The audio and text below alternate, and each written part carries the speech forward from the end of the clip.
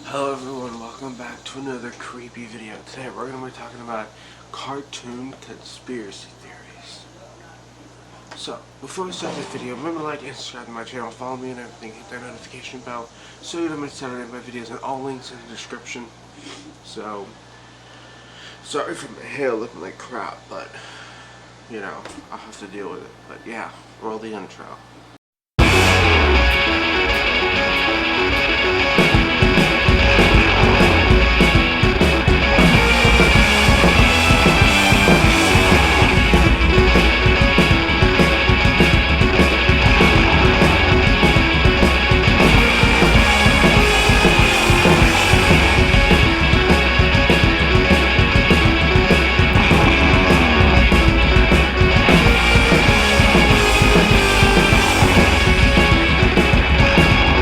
So,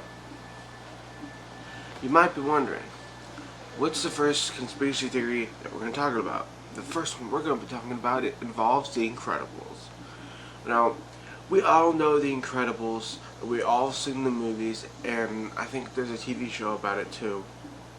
But, the thing is, do you all remember the woman who made Mr. Incredible's suit? I forgot her name. But, do you remember him? Of course you do. You remember her. Of course you do. So, the thing is, she is a killer.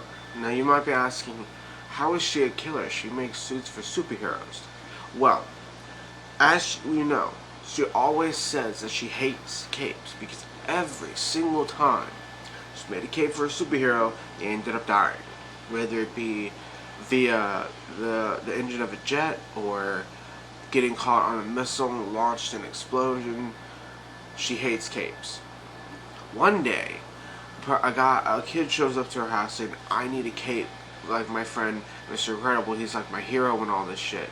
And so when he gets the outfit, it comes with a cape. And this outfit, it's remarkable. It's so good. So good. And in fact, it looks kind of similar, maybe with a different theme for, with colors, but it looks just as good as Mr. Incredible's new suit. That theory goes is that the woman who made Mr. Incredible's suit purposely put a cape, even though she hates them, put a cape on Electro's suit. I think this was Electro. I haven't seen the movie in some time, so if I get the names wrong, I'm sorry. But anyways, so she purposely puts a cape on his suit, knowing that he would die. And how exactly did he die? He died in the engine of a plane. The same way one of the other superheroes died.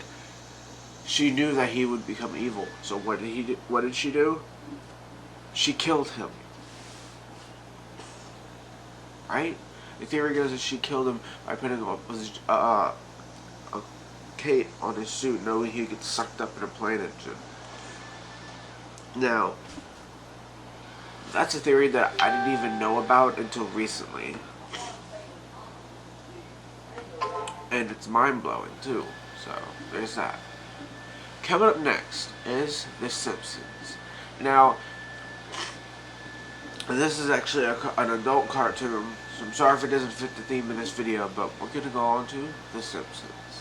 The theory goes that The Simpsons are self-aware. At least Homer Simpson is. Now, in the first couple seasons of The Simpsons, sorry, my allergies, but the first couple seasons of The Simpsons were wacky and fun. However, later on in the series, he gets more wacky, more fun, doing more dangerous stuff, and etc. Well, the theory goes that Homer Simpson knows he's untouchable. He knows that he's in a cartoon.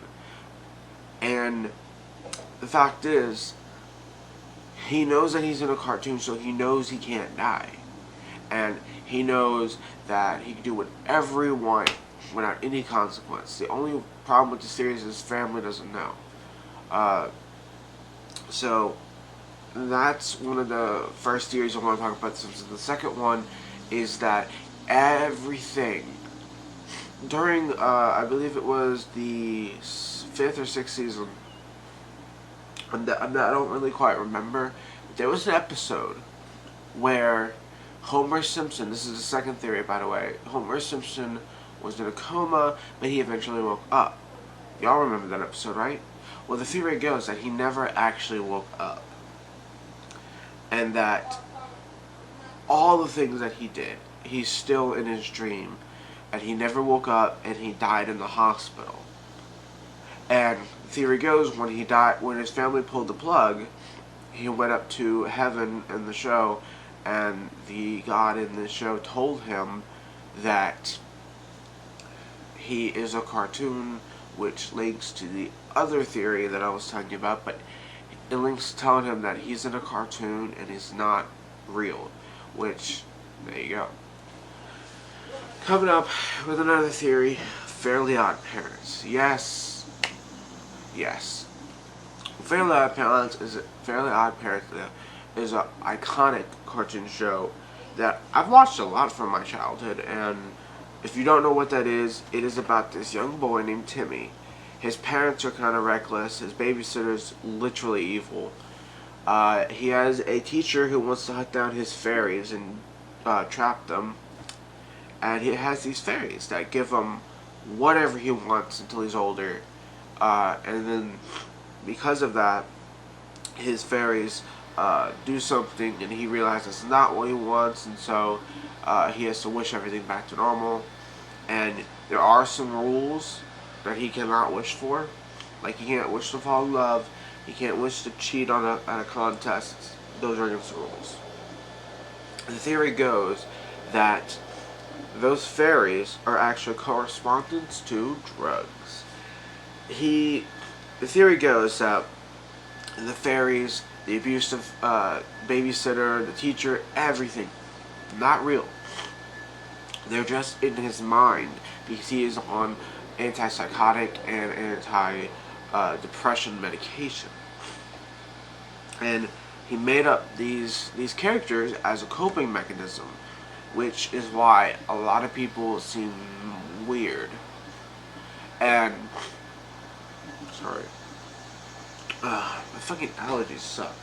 Anyways, so all of that is in his head, every bit of it.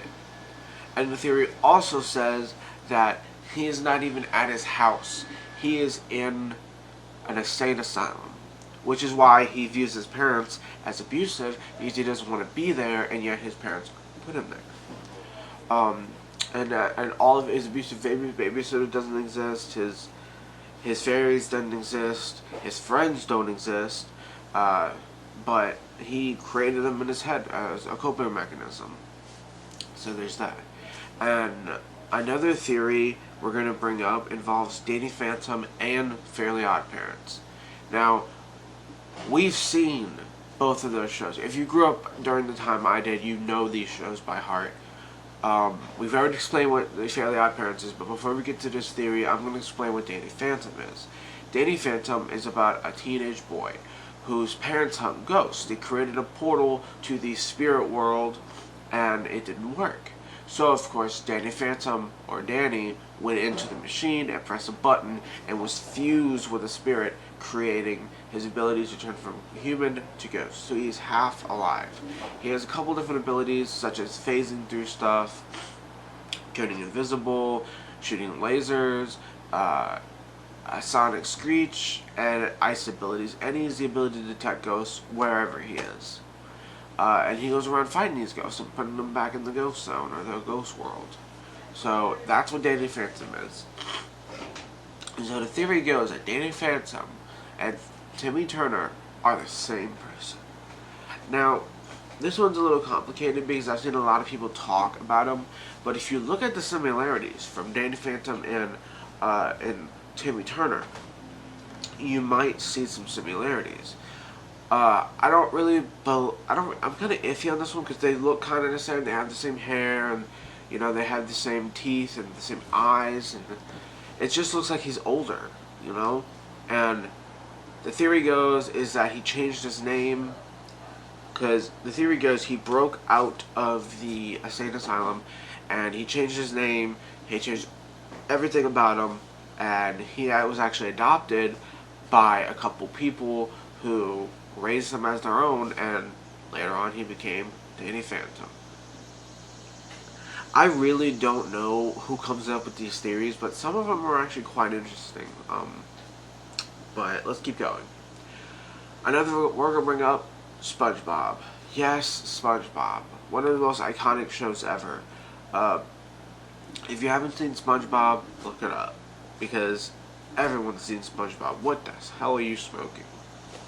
But seriously, now the theory goes, everyone remembers Mrs. Puff, the boat instructing teacher that always fails SpongeBob. Well, in one of the episodes, she gets tired of teaching. She's like, you know what, fuck it, just take your license and go. But later on in the episode, she realized she made a mistake, steals the boat and his license, and never looks back. Now, she wore a mask during that, and even blew and made a animal balloon. Well, the theory goes is that she actually did this same thing with another student, just like SpongeBob, in her old city, which would be New Kelp City, kind of like New York. And what happened was the whole city got destroyed really bad, and she was then arrested. And the thing is, she's also apparently a kleptomania, and she has a lot of stuff in her house. Now, if you look at the right moment, you can see a newspaper with a female pufferfish with a mask, and it says shit, I forgot what it says. Hold on a second. I have that. It says escaped convict got away by distracting police officers with balloon animals. And what does she have when she steals SpongeBob's boat? A balloon animal. So the theory goes is that she destroyed a lot of people there and killed a lot of people, and she fled to the Bikini Bottom. And then, of course, because of that, a lot of stuff happened that she doesn't want to repeat again. She's also killed a lot of people at the time to get away with it. And one of the things I find interesting is that one person from her past is in the Bikini Bottom keeping her there because it is the prison's warden. Now, she's fallen in love with with Mr. Krabs. That didn't work out. She fell in love with another convict, which didn't work out, because every time she falls in love, the warden makes sure she's lonely, and makes sure she cannot leave the Bikini Bottom, because he actually used to live in New Kelp City when she fucked up. So because of that, one of his family members died, and he's getting his revenge, making sure she's lonely and stays in the Bikini Bottom because she also lost her husband. And in one of the episodes, they see a pufferfish, a real pufferfish, that they turned into a lamp. Well, in the SpongeBob movie, where all the dead sea creatures come back to life with, with the fire extinguishers on the ceiling or whatever, well, what was there? A male pufferfish who came back to life. And what people don't understand is, why aren't they back together? Well, of course, when he came back, he probably went to New Kelp City only to find she wasn't there. And he doesn't know where she is. So, she's kind of can't go back, because this warden keeps her in the Bikini Bottom lonely and depressed. But yes, so that's one of the theories I wanted to put out. Another theory about SpongeBob we're going to get into is that each character is based on different addictions. SpongeBob is meth, Sandy is alcohol, Mr. Krabs is cocaine, Squidward antidepressants, Patrick marijuana. I don't know what Gary is based on. I don't think he's based on anything.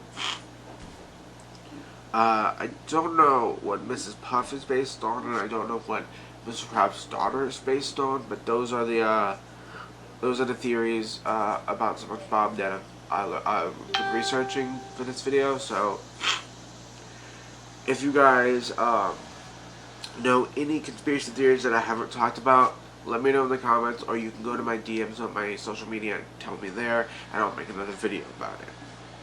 But yeah, so this is going to be the end of the video. I want to thank you guys for watching so much, and subscribing, and liking my videos, and commenting on them, because it means a lot to me. I'm getting better at making my YouTube thumbnails for you guys to make it better, so you guys will have better quality videos and better thumbnails, because I really want to do this.